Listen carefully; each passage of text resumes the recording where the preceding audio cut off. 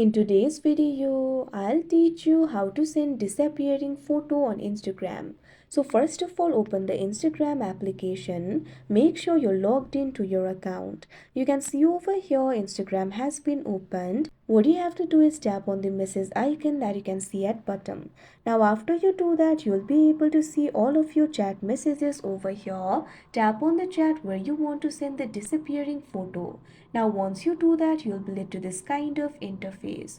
In order to send the photo, tap on the camera icon that you can see at the bottom left corner of your screen. Now once you do that, you can see over here, you'll be able to click the photo or video. If you want to take the photo and send it, you can go ahead and take the photo, or you can also tap on the photo icon that you can see right over here on your screen. Now after you do that, select the photo that you would like to send. Now once you do that, you'll be able to select the number of times the photo can be viewed. Now once you do that, you'll be able to select the number of times your photo can be viewed. What you have to do is tap on the option that is selected right now at the bottom left corner of your screen. Now you'll be able to find various options over here. Tap on this option, view once.